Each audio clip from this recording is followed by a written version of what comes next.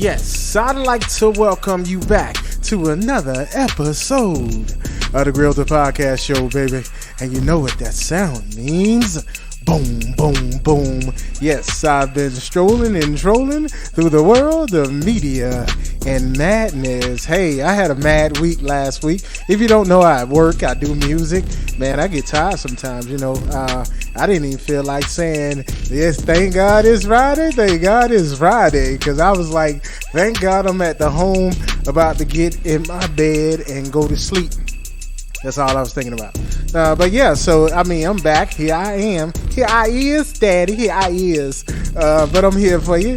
I'm just going to go through my quick strolling and trolling. I do have the episodes for the Friday Grill, and I have all my episodes, even my COVID weekly. I was like, man, no. So I'm back refreshed. I guess you have to take some time off. That's probably why some people do seasons and I don't. I have the content, but I'm also trying to do musical content, trying to make sure I'm fresh and, you know, it's honest, because doing the daily news and strolling and trolling, pretty much, if you don't know what strolling and trolling is, I go through all the media outlets and I find something interesting, you know, stupid, to inform you about. It's something that I think impacts we the people, or something that we the people may be talking about. And I'm sure you're talking about this, so I'm gonna jump right off into my first segment. Everybody's talking about a few people. If you're a fan of the UFC, everybody's talking about Joe Rogan missing UFC 271 due to a schedule conflict, which it happens. But the problem with that is Dana White is just claiming there was no conflict, that he just didn't show up. See, this is where, and Mr. Rogan, I told you, they were coming for you, that you need to clear your name. You need to sit down with the people that can actually talk to you about the language that the slurs you're supposed to have used. But Dana White is basically saying it's a bunch of bull. There was no scheduling conflict. What this says to Joe Rogan is who really got his back. Now, despite the fact of the CEO supporting Joe Rogan through everything, like unequivocally supporting him and then pulling away from him, Dana White just showed. I think Joe Rogan knew. They probably talked and it was a conversation going on. Like, I support you, dude, but I don't support you. And Joe was like, you know what? I'm good. I got $100 million. I can lose 70, 80,000 to do your show. Because if he had showed up to UFC 271, for all the people that were like, and they say the people were chanting, "Where's Joe? Where's Joe?" Because they're thinking that Dana White silenced him. You have to understand, Dana White and Joe Rogan did the same thing. Except for I'm pretty did the same thing. I'm just gonna stay that. I'm gonna leave that right there. They did the same things. But yeah, so Dana White and Joe Rogan, you know there's some dissension going on, because I mean it's money. But I'm pretty sure it shows to Mr. Rogan that everybody is not like Spotify.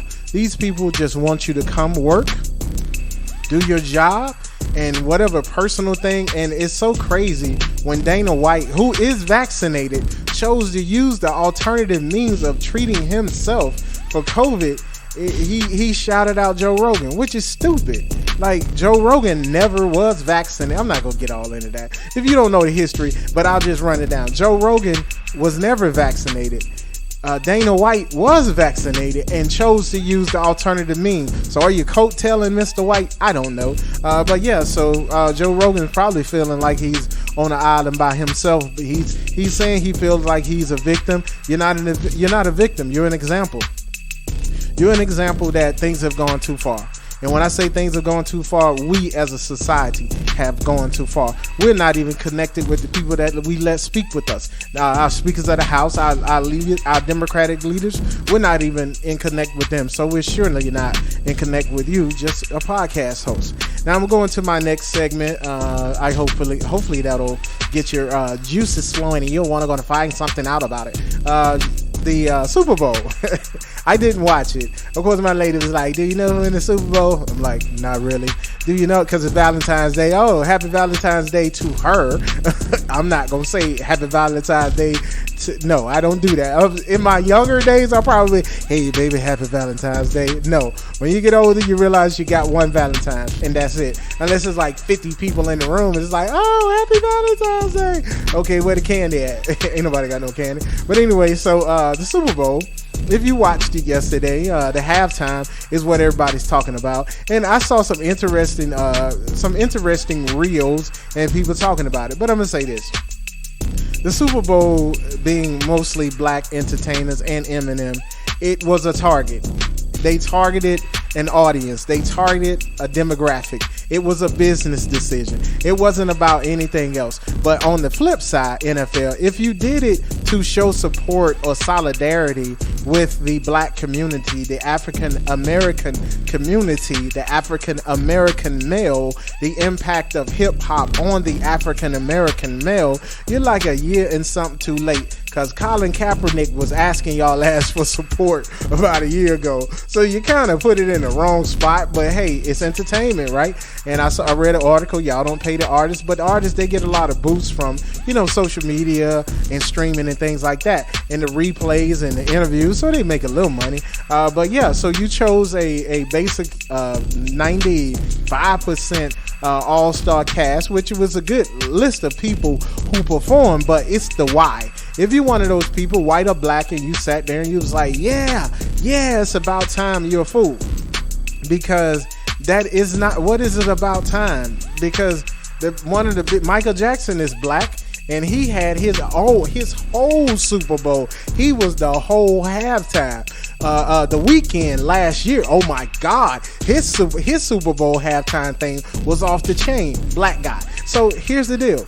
Are we black people making too much of it? Or is it the media is going to keep making too much of it? Because if you look back in history, I think, and I'm going to say, I know Whitney Houston has done a lot. I think she even performed at a halftime. You had, before this even came about, they were talking about Janet Jackson and Justin Timberlake with the whole wardrobe malfunction. They were saying it all. But listen, if you're one of those people, you're thinking that this was an attempt. If you are the NFL and this was your attempt, it is a poor attempt at whatever it was you were trying to do. Because for me, a black man, it don't make sense. I really don't care. I get no money off of that. What we have to realize is, as long as you were tuned into those commercials and tuned into that TV, you gave money to it. All the performances, if you love the performance, you gave money to it. You get nothing in return. So don't be on social media, oh, I'm mad because of this. If you're a white person, oh, I'm glad they did this, because if you're a black person, you got nothing out of it. You're the reason they did it. You were a targeted audience, Black America. You were a targeted audience, white America. Whoever sat down with a conspirator ass that came up with this show, there is something deeply rooted in that. And I'll agree, it is racism. I say that because there are a lot of great artists. If you wanted to really do hip hop, where was Lauryn Hill? Because she is a face that everybody wants to see. Hell, you could have did her a deal with Sony and had her come perform. Where was Jay-Z? I'm going to get into it. Where was Lil Wayne? Where was Young Money, Cash Money Records? If you want to get into it. I saw LL backstage doing some dap up. Where was something that really connected with the hip hop community, the African American community? Because 50 Cent, we know he's big. He has his power thing and all that. Dr. Dre just went through a divorce. Snoop Dogg he owns Death Row Records. I don't know what was the point. I think Mary J. Blige performed, so where was Sean P. Diddy Combs? You get what I'm saying? I mean, because if you wanted to make it a celebration of Black History Month, you missed the mark. Because that is not a celebration of Black History Month. There are artists that would have really made an impact or made us feel like you knew what was going on. Because there's not one listener of music, and I'm going to end it like this, there's not one listener of music that does not want to see Lauryn Hill back on stage again. That would have been the perfect time, but I don't do that type of stuff. So I'm going to move into my next segment now. Oh my God, the power to tweet. People just want to tweet. This lady, the Levi's brand the president of Levi's brand, she quit her job, left $100 million on the table. I think 1 million or 100 something. She left money on the table so she could tweet about school closing. I'm not going to even get into the article. Is tweeting that important that we're willing to give up that type of money? Because young lady, let me tell you something. Levi's actually advertises on Twitter. and you might be in conflict of interest, and they might still silence you on Twitter, and then you're gonna have to go to the backup Twitter program or platform that exists that all the people that are mad going to. So you may have to do that. So all I'm saying is any million of dollars, you would rather tweet. In closing now, if you wanted to really make a difference and talk about the school closing, you could have, with that type of money and that type of connection, Levi's clothing, you could have done a lot for a lot of parents, created some donation process. I mean, anything, it would have been big. But hey, you chose to quit, walk away. Instead of fighting the battle from the inside, you chose the outside and want to be tweet-aside. So yeah, I'm gonna jump off into it because I got Mama Pelosi. Mama Pelosi, she's back in my thing. Unfortunately, I'm not too happy about this with Mama Pelosi, but you know, she's back. She's basically stepping back the Democratic Party support of the defund the police, the thing that was fueled by the senseless murder of George Floyd. And of course the shootings, it was basically like fueled when the Democratic Party paid homage to George Floyd and was like, oh, we got to change this. Yeah, we get that. Things have to change. Oh, we got to do better. Yes, we get that. Now she's saying, well, none of that was done in support of defund the police. But across America, mayors have begun, or they've been doing it for a while, defunding the police or diverting funds from the police to do other things that didn't work. San Francisco is a big culprit of that. A lot of communities where they did the defund the police, the crime actually rose. So of course, Mama Pelosi, you know what you did. Now, of course, we're not gonna say you actually supported it, but you didn't talk out against it.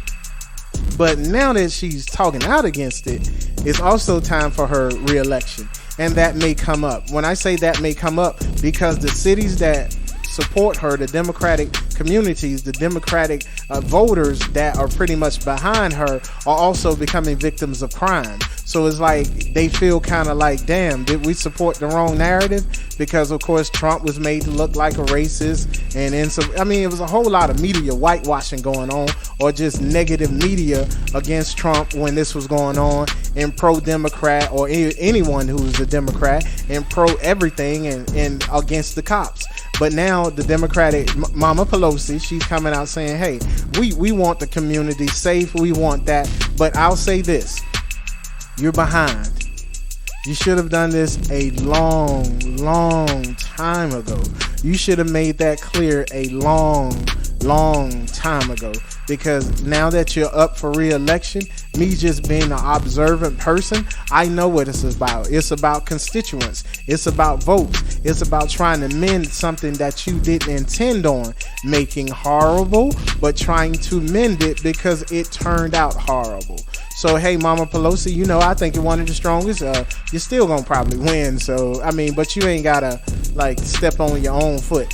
Because it may look bad to the people that are willing to support you based off of how strong you present yourself. But the defund the police was a stupid thing. You should have spoke out against it when it started. Because crime, I told you, and I had a whole article on that. Once you start defunding the police, the criminals win. The strong. When I say the strong, I don't mean the strong as in spirit and morals. I mean the strong people who are willing to do crime just to feed themselves. Now, I'm gonna go into my last segment. It's kind of funny. No, I'm sorry. It's kind of fishy. I got a fishy last segment, so get ready. Apparently, some genetically modified fish have escaped some lab in Brazil. Now, you just ask yourself the same thing I ask myself. How hell fish escape from anything? Fish can't escape from. Fish don't have feet. Fish don't even have the mind. Hey man, Shawshank, we about to Shawshank redempt this motherfucking bond. Are you ready? I'm ready to go. Are you ready to go? All right, everybody ready? We about to Shawshank this. We about to put it. So anyway, I wish I remembered more of the Shawshank movie. I would just get into it, but I don't, so I won't even try. But yeah, so basically some genetically modified fish have escaped in Brazil. Now, why am I telling you about this? Because it's stupid. This is my stupid portion. And also the fish glow. They are genetically modified to glow a color, green or blue or something like that. Now they're mating with regular fish, so you got bi-glowable fishes, like biracial, bi-glowable fishes that are running around in the ocean or in the waters, and that's a problem because if they're mating, then those fish will end up being eaten by bigger fish and so on. You know how the food chain goes, and eventually you'll be eating your bass and you can't no more. This is an infection. This is just how a lot of viruses get out, or they're no longer contained because somebody want to say the virus escaped. No, your dumb ass let it out. So some dummy basically then allowed these glowing ass fishes to get next to non-glowing ass fish. And to be honest, I think the glowing ass fishes was malicious. I think there was just something in it. Let's see, and I say that because of this. Most drugs, even all medicines that we take, they go through a trial period, laboratory trial period, where they do for mice and things like that. And they have to submit for an approval for human trial. And once it's human trial, that means doctors can prescribe to a certain amount of people. I think someone in that lab who had these glowing ass fishes figured, it's time to free Willie. You ready? We about to free Willie. Willie's the brightest fish we got. He's really a bright fish. We're about to release him. We're about to free Willie, and they free Willie's ass, and now all these fish are running around glowing underwater. But this has been another glowing episode of the Grill the Podcast Show, Strolling and Trolling. Hopefully you found it entertaining. I will be back tomorrow. Happy Valentine's Day to my lady. And if you're a dude, don't want to tell your woman Happy Valentine's Day because you mad because your team lost the Super Bowl, get over your damn self. And welcome to the Grill, dog.